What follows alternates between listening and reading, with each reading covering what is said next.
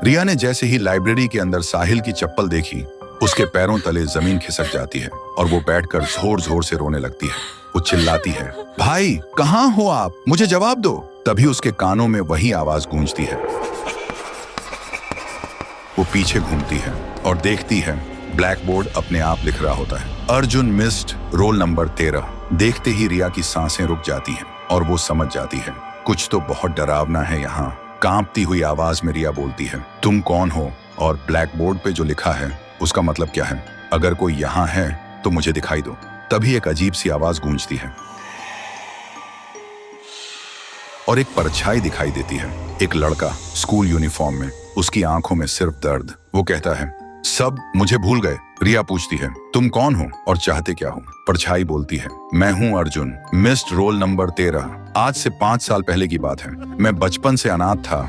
मेरे mummy papa मुझे अकेला छोड़कर चले गए थे। एक दिन क्लास के सब बच्चे मुझे कालुआ कालुआ कहकर चिढ़ाने लगे। मैं काला था, इसलिए मैं रोता हुआ लाइब्रेरी की तरफ भागा और जब मैं लाइब्रेरी में घुसने ही वाला था तभी देखा मैडम और एक डॉक्टर किसी अजीब चीज के बारे में बात कर रहे थे और तभी किसी ने मुझे पीछे से जोर से मारा। मेरी आंखों के सामने अंधेरा छा गया। जब मेरी आंखें खुली तो देखा मैं लाइब्रेरी के अंदर टेबल पर पड़ा था। डॉक्टर और मैडम भी वहां थे। मैं चिल्लाने की कोशिश कर रहा था लेकिन न चिल्ला पा रहा था न हिल पा रहा था। तभी मुझे पता चला ये लोग स्कूल के बच्चों को किडनैप करके उनके ऑर्गन्स निकालते हैं और उन्हें बेच देते हैं। फिर उसी दिन मैडम ने प्रिंसिपल के सामने कुछ बहाना बनाकर लाइब्रेरी को हमेशा के लिए बंद करवा दिया। गांव वालों के सामने मुझे मिसिंग बता दिया गया। तब से मेरी रूह इसी लाइब्रेरी में भटक रही है और हर रात 12 बजे घंटी बजाता हूँ,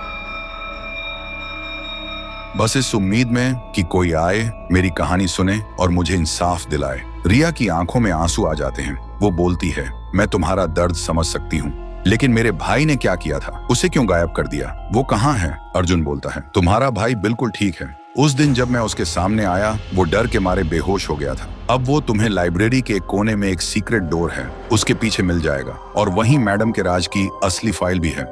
अगली सुबह रिया और साहिल गांव के लोगों के सामने आते हैं। साहिल को जिंदा देखकर सब लोग हैरान हो जाते हैं। रिया वो फाइल सबके सामने रखती है जिसमें मैडम का हर काला सच साफ साफ लिखा था। कुछ देर बाद पुलिस आती है और जो भी लोग इस राज के पीछे थे सबको गिरफ्तार कर लेती है और अर्जुन, उसे अब इंसाफ मिल चुका होता है। उसकी रूह धुआं की तरह हवा में गुम हो जाती है। तो दोस्तों, अगर आपको ये कहानी पसंद आई हो और आगे भी ऐसी हॉरर सीरीज चाहिए हो तो कमेंट करो